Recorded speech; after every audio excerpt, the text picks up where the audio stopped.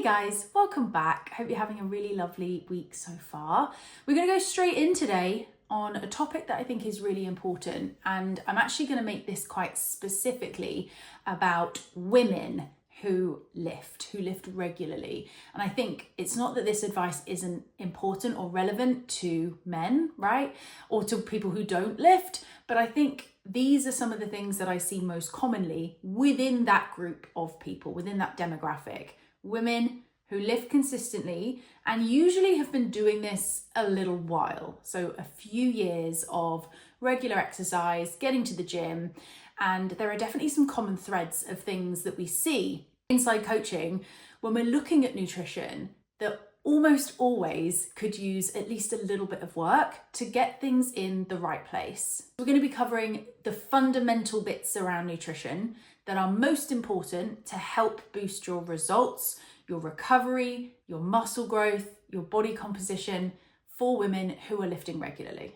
And when we think about this particular demographic that I'm gearing this advice towards, it's usually a group of people who are pretty conscious about healthy eating, quote unquote, right? They're pretty conscious about what they're eating, what's in their food. They're pretty intentional around a lot of their decisions. And that's obviously great, but I think the idea around healthy eating is a little bit confused at this stage. We've been sold a lot of different things along the way.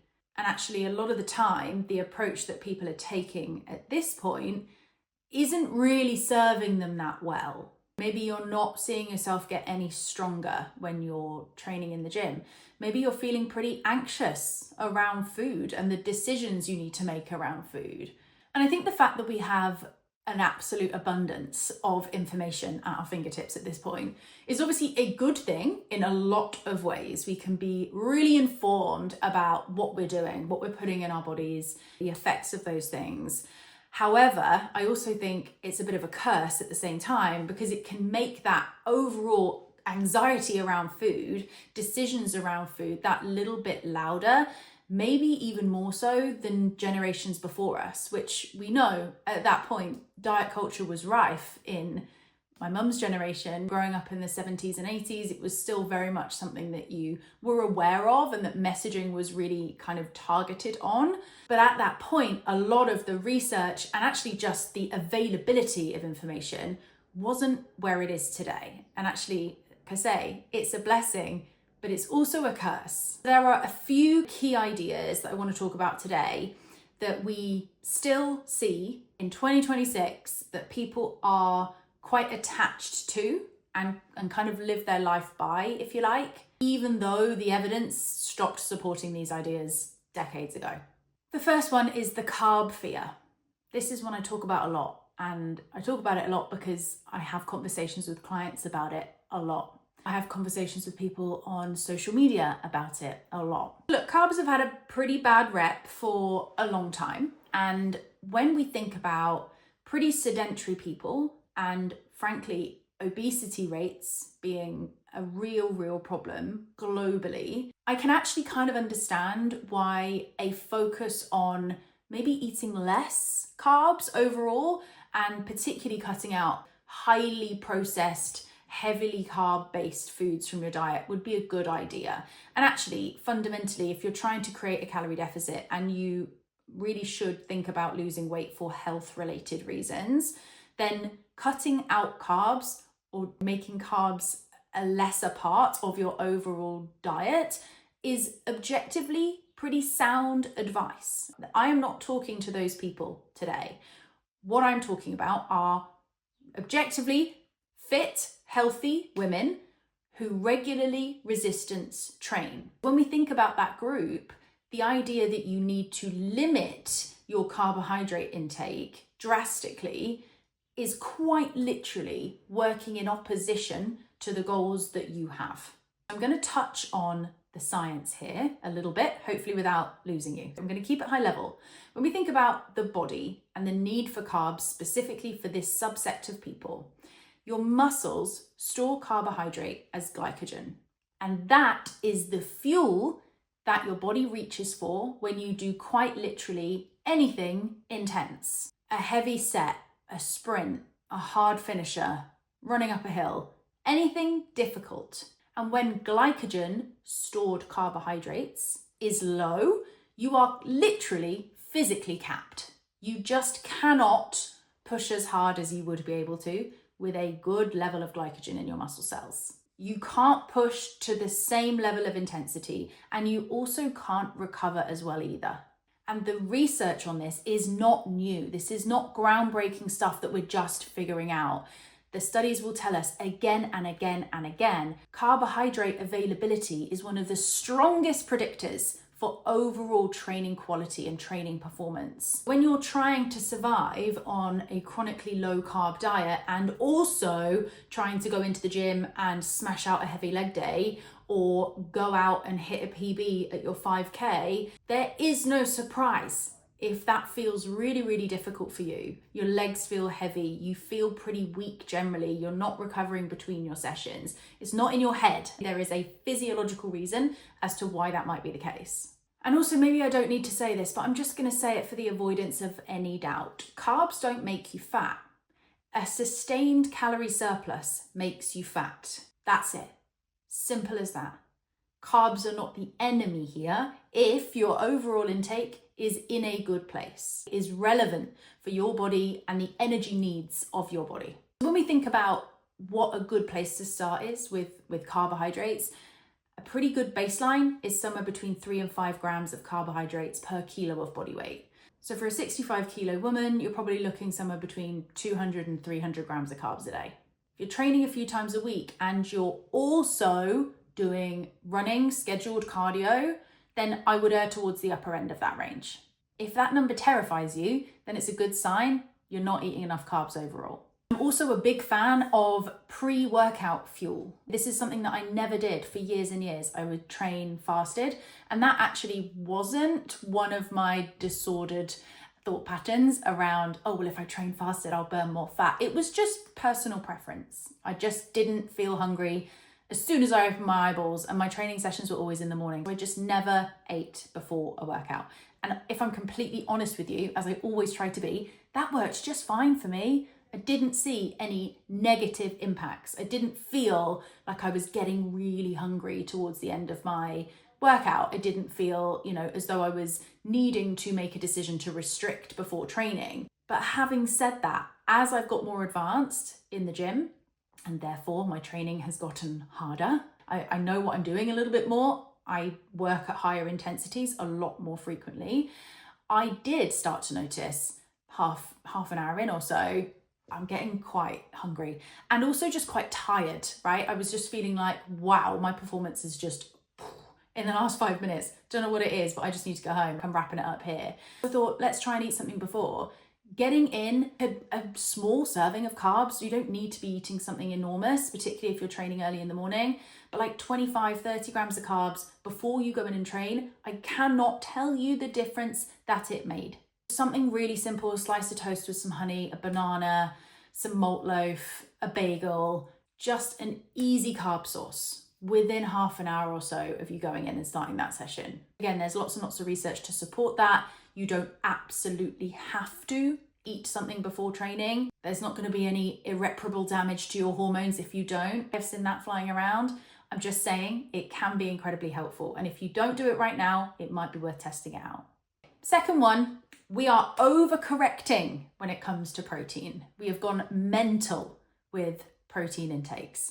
And actually, to be fair, the world has clocked on to that, right? You get protein everything now. There's literally fucking protein popcorn out there. It's insane.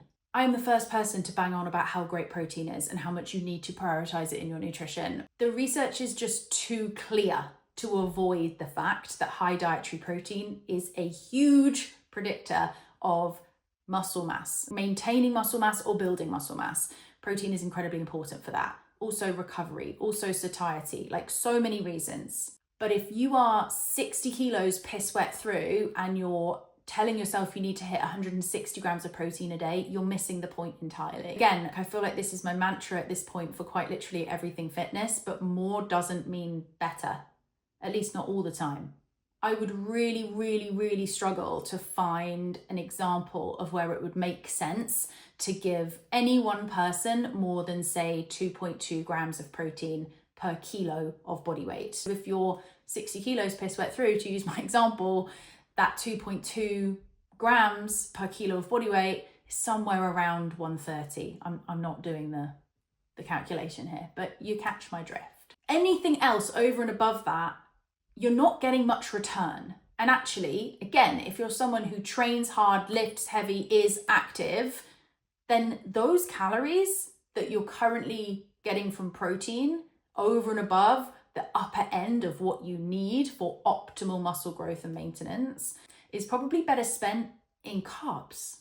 We just don't need to be overshooting protein in the way that we are right now. Here's the other thing. Not only is it not really giving you any extra benefit, but when you're pushing up your protein from, say, a nice round 110 grams up to 160 grams, something's got to go, right? If you're working towards a particular calorie goal, that's a fair chunk of your calories spent on protein that you arguably don't even need.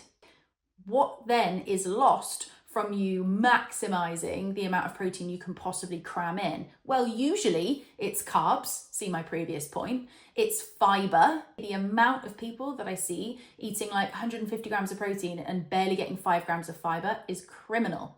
Usually plant variety as well, just a distinct lack of color because you're cramming it in a protein bar or some sort of high protein version of normal food.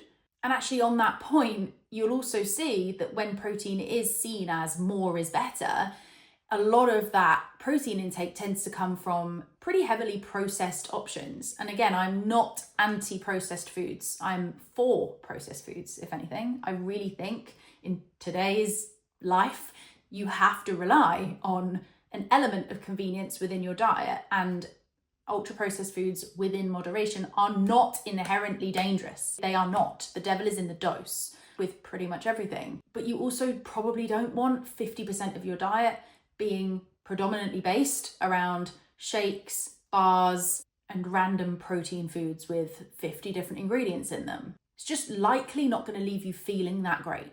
With protein, as I mentioned, 1.6 to 2.2 grams is plenty, anywhere within that range. Ideally, spread your protein out in kind of 3 to 4 meals across the day, just literally for digestion purposes and to help you stay kind of nice and satisfied between those meals. If each meal has a good hit of protein, that's a really good principle to follow.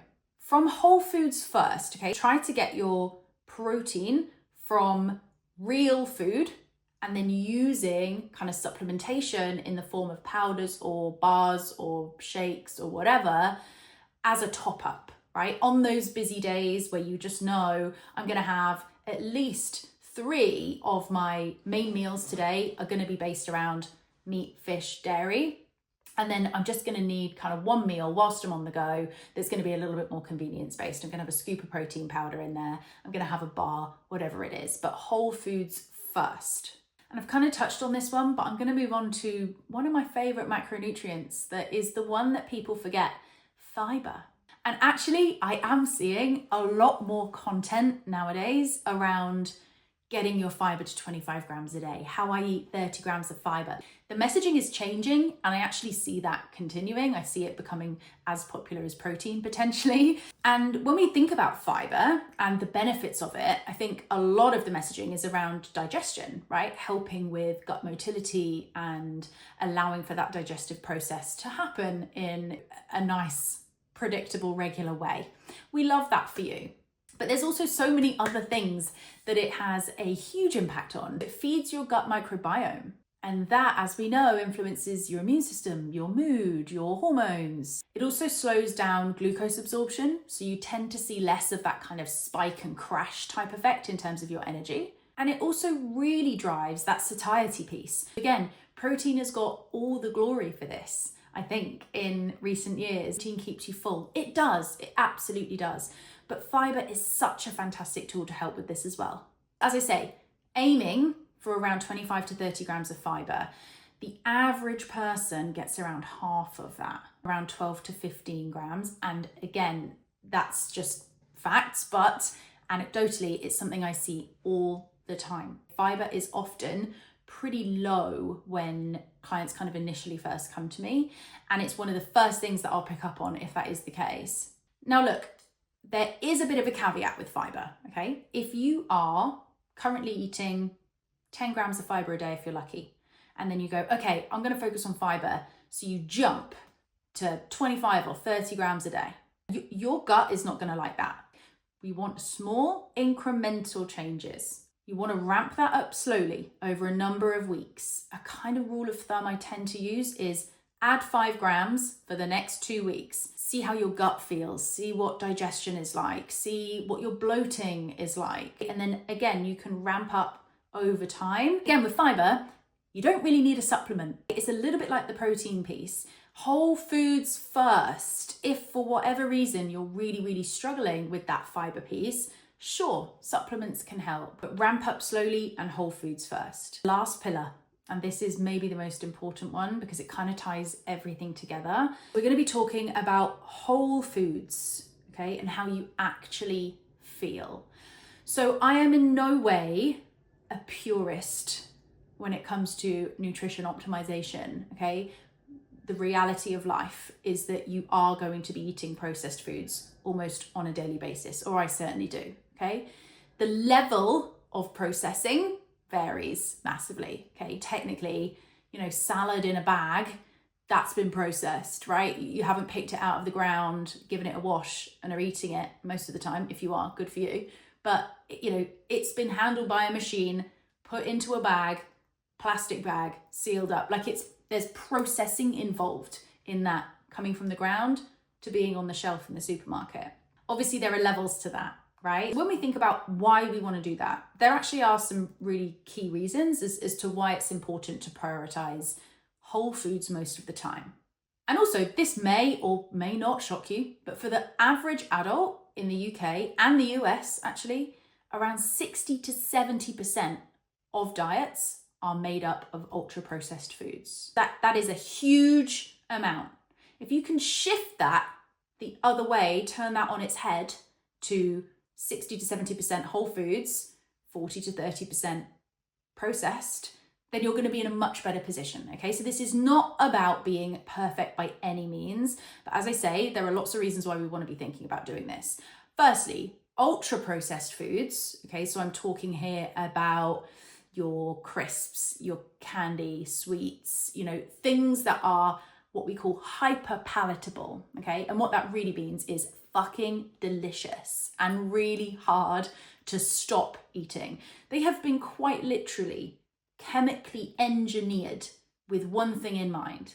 How can we get this person to not want to stop eating this thing, okay? If you think about how advanced the world is right now, it's not about willpower, right? It's literally been produced to get you to eat as much of it as possible.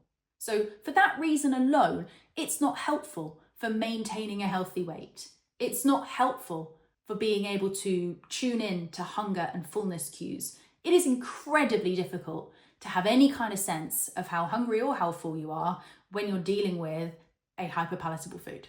They also contain more total calories. So a big calorie bang for its buck. So not only is it pretty high in calories compared to a non-processed version of that food, but it's also absolutely delicious. So you're going to eat more of it than you initially anticipated you would.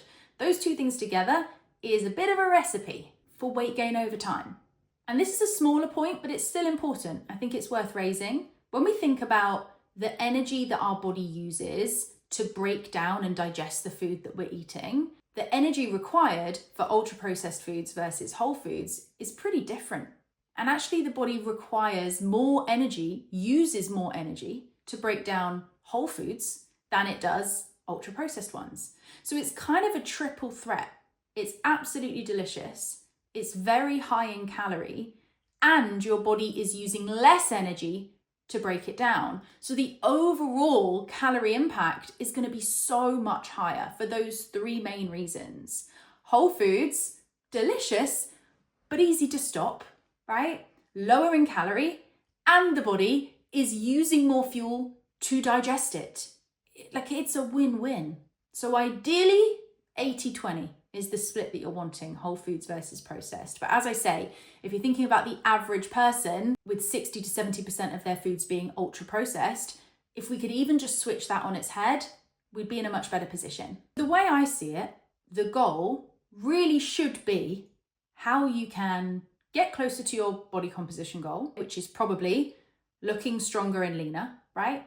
That's the overarching aesthetic for most people I work with. That's who I'm talking to today. Whilst also feeling really well fueled, seeing that your performance is improving in the gym, being regular in your digestion. No one likes to be constipated, let's be honest. Feeling calm around food, feeling good in your skin, and feeling satisfied after the meals that you eat. That has to be the goal, surely. Now, if you do all of that, this goal up here, this body composition goal, takes care of itself. If you're someone who's resonated with any or all of these things and you're feeling like you're not making the progress that you want to be making, then hopefully there are some real actionable things that you can take with you today and start applying to your own journey. As always, you can leave your questions in the comments. If you need support on your journey, there's a link in the description to add your name to the waitlist for one-to-one coaching. Remember to like and subscribe, and I'll see you next time. Love you. Bye-bye.